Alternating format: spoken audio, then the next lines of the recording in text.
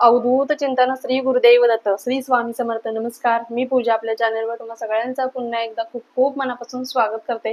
तुमच्या सगळ्या इच्छा स्वामी महाराज लवकरात लवकर पूर्ण करत ही स्वामींची प्रार्थना करते व आजच्या आपल्या व्हिडिओला सुरुवात करते। बघा, आज आहे गुरुवार व गुरुवार विशेष असं मार्गदर्शन आपण दर गुरुवारी करत असतो। तर आज आपण पाहणार आहोत की स्वामी समर्थ महाराजांच्या आपल्या स्वामींच्या फोटो समोर बसल्यानंतर आपल्या डोळ्यात आपोआप पाणी का येतं, याच्या मागे काही संकेत आहे, चांगला शुभ संकेत आहे की अशुभ संकेत आहे, हे आज आपण आजच्या व्हिडिओमध्ये पाहणार आहोत। व्हिडिओ जास्त मोठा नसणार आहे पण खूप महत्त्वाचा असणार आहे, त्यामुळे व्हिडिओ स्किप न करता शेवटपर्यंत पाहायचा आहे। आणि सगळ्यांना एक कळकळीची विनंती आहे, जर आपले व्हिडिओज आवडत असतील तर आपल्या व्हिडिओला लाईक, शेअर व सबस्क्राईब करायला अजिबात विसरायचं नाहीये।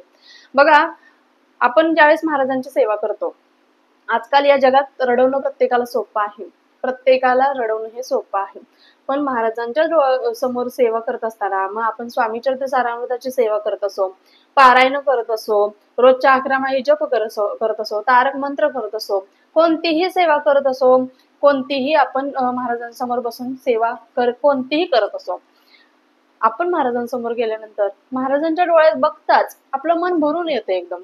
म्हणजे बघा, एखाद्या वेळेस आपण दुःख सांगताना ज्यावेळेस महाराजांसमोर रडतो, ते रडणं वेगळं, पण काहीच नाहीये आपण महाराजांना काय मागितलंही नाहीये, आपली कोणती अपेक्षाही नाहीये, तरी देखील आपण महाराजांसमोर गेलेलो आहे, सेवा करत आहोत आणि अचानक आपलं मन खूप भरून येतं व रडायला सुरुवात करतो आपण। म्हणजे अचानक आपले डोळे पाणावतात व आपण रडायला लागतो। तर यामागे संकेत काय आहे, तर हा खूप छान असा संकेत आहे। बघा, आपण जे काही आतापर्यंत कष्ट केलेलं आहे, आपल्या नशिबाची साथ आपल्याला नव्हती व आपण काही न मागता आपण महाराजांची सेवा करत आहोत व अशा वेळेस आपण सेवा करता करता आपल्या जर डोळ्यात पाणी आलं तर समजून जायचं आहे की महाराजांपर्यंत तुमची सेवा पोहोचली आहे। महाराजांनी आणि तुमच्यामध्ये जी काही भिंत होती ती नाहीशी झाली आहे आणि तुम्ही चरणाशी महाराजांच्या लीन झाला असाल, एकरूप झाला आहात। महाराजांनी तुमच्यामधील जी भिंत होती ती नाहीशी झालेली आहे व तुम्ही एक प्रकारे महाराजांच्या चरणाशी लीन झाला आहात व महाराजांसोबत तुम्ही एकरूप झाला आहात असं समजून जायचं आहे। कारण बघा, ही पायरी चढणं देखील प्रत्येकाला शक्य नसतं, ही पायरी चढणं देखील प्रत्येकाच्या नशिबातही नसतं। कारण बघा, आपल्या डोळ्यात आपोआप पाणी येणं ते आनंद अश्रू असतात, एक प्रकारे दुःखाचे अश्रू नसतात। म्हणजे आजपर्यंत तू जे काही भोगला आहेस त्याचा अंत आहे, तुझ्या दुःखांचा अंत आहे व सुखाची नवीन किरणे तुझ्या आयुष्यामध्ये येणार आहेत, याच गोष्टी मागचा अर्थ आहे। त्यामुळे जर आपल्या डोळ्यामध्ये सेवा करताना अचानक पाणी येत असेल, बघा, दुःखित मनाने सेवा करताना पाणी आलं तर ते अश्रू वेगळे आहेत, ते दुःखाचे अश्रू आहेत। आपल्या मनात कुठेतरी काहीतरी साचलेलं आहे, जे महाराजांना आपण बोलून दाखवत आहोत, ते अश्रू वेगळे आहेत, पण ते देखील महाराजांसमोर सांगणं, व्यक्त होणं अतिशय महत्वाचं आहे।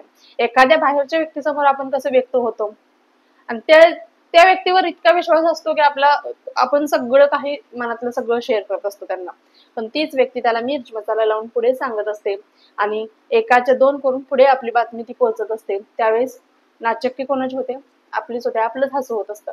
त्यामुळे जे बाहेरच्यांना सांगता, तुमच्या मनात जे दुःख साचलेलं असेल, दिवसभरात तुमची जी काही दिनचर्या असेल, ते महाराजांना तुम्ही सांगत चला। त्याच कळवळीने तुम्ही ज्या प्रकारे बाहेरच्या लोकांना सांगता, शेजारी सांगता, त्याच कळवळीने तुम्ही महाराजांना एकदा सांगून बघा। नाही तुमच्या दुःखातला खरीचा वाटा महाराजांनी उचलला तर विचारा, लगेचच तुमचं मन शांत होईल। कुठेतरी आपल्या सोबत कोण आहे, आपल्या पाठीवरती कोणीतरी थाप मारत आहे, आपल्या डोक्यावरून कोणीतरी हात फिरवत आहे मायेने, असा तुम्हाला आभास व्हायला नक्कीच सुरुवात होणार आहे। त्यामुळे नक्कीच आपलं दुःख सांगायचा विषय जरा विषयांतर होत आहे।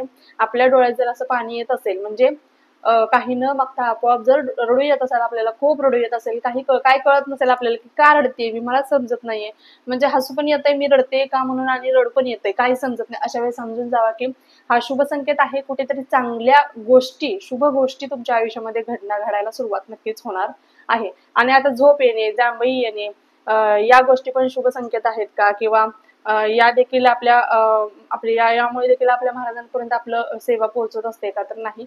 ज्यावेळेस आपल्या घरामध्ये नकारात्मकता असते, अशा वेळेस आपल्याला झोप येऊ लागते, जांभई येऊ लागते, आपला पाय तिकडे ओढला जात नाही सेवेकडे, किंवा देवपूजा करावीशी वाटत नाही, देवांकडे बघावं असं वाटत नाही, अशा वेळेस समजून जायचं की आपल्या घरामध्ये नकारात्मकता आहे। आणि किती जरी आपल्याला झोप जांभई येत असली तर त्याच्यावर मात करण्याचा प्रयत्न करायचा व पुढे जाऊन सेवा करण्याचा, देवपूजा प्रयत्न करायचा। जर तुमच्या बाबतीत हे घडत असेल, कोणत्या गोष्टी घडतायत ते बघा, म्हणजे तुमच्या आयुष्यात कोणते संकेत तुम्हाला मिळतात, कारण प्रत्येक गोष्टी मागे कोणतीही गोष्ट घडत असेल तर प्रत्येक गोष्टी मागे काही ना काही तर संकेत असतो आणि मगच ती गोष्ट घडत असते, एवढं लक्षात घ्या. जर तुम्हाला अशा प्रकारे काही न मागता काहीच न मागता तुमच्या डोळ्यामध्ये अश्रू येत असतील तर समजून जा की तुमच्या दुःखाच्या दिवसांचा अंत होऊन सुखाची किरणे कुठेतरी तुमच्या आयुष्यामध्ये पडणार आहेत. आणि जांभई वगैरे नसेल तर समजून जा की नकारात्मकता आहे, ती नकारात्मकता घालवण्यासाठी काय काय करता येईल, कोणकोणत्या सेवा करता येईल याच्याकडे थोडीशी लक्ष द्यायचं, याच्याकडे थोडंसं लक्ष द्यायची गरज आहे तुम्हाला. एवढं नक्कीच तुमच्या बाबतीत काय घडते ते बघायचं आहे. आणि प्रत्येकाच्याच आयुष्यात कायम सुखाचे दिवस असतात असं नाहीये, किंवा आपण बघा आता एखादी गोष्ट महाराजांकडे मागितली तर ती गोष्ट पूर्ण करण्यासाठी देखील महाराज खूप परीक्षा बघतात. त्यामुळे महाराजांना आता मी तर काय मागायचं सोडून दिलेलं आहे, कारण आपण जी गोष्ट मागतो ती कधीच आपल्याला भेटत नाही आणि सहजासहजी भेटत नाही, एवढं लक्षात घ्या. म्हणजे भेटेल पण त्याच्यासाठी देखील महाराज खूप परीक्षा बघतात आणि त्या प्रत्येक परीक्षेमध्ये आपल्याला उत्तीर्ण व्हावं लागतं, त्यावेळेसच आपल्याला त्या गोष्टीपर्यंत पोहोचतो. आणि निस्वार्थपणाने फक्त काही न मागता महाराजांची सेवा करून बघा तुम्ही, जे नाही मागितलं ते देखील महाराज तुमच्या पायाशी आणून ठेवतील. इतकी इतकी ताकद महाराजांच्या सेवेत आहे. फक्त महाराजांना समजून घेण्याची, महाराज कशा प्रकारे परीक्षा घेतात, कोणकोणत्या संकेत देतात, काय संकेत आहे, त्या संकेतामागचा अर्थ काय आहे हे समजून घेणं महत्वाचं आहे. त्यामुळे नक्कीच नक्कीच तुम्ही देखील तुमच्या जीवनामध्ये कोणते संकेत येत आहेत किंवा आयुष्यामध्ये तुम्हाला असे कोणते संकेत भेटत आहेत का याकडे लक्ष द्या आणि नक्कीच त्यानुसार आपल्या आयुष्यामध्ये बदल करायला सुरुवात करा. व्हिडिओ आवडला असल्यास व्हिडिओला लाईक करा, शेअर करा, सबस्क्राईब करा. पुन्हा एकदा भेटूया अशाच एका नवीन व्हिडिओ सोबत. तोपर्यंत झालेली सेवा स्वामींचरणी रुजू करते. श्री स्वामी समर्थ. धन्यवाद.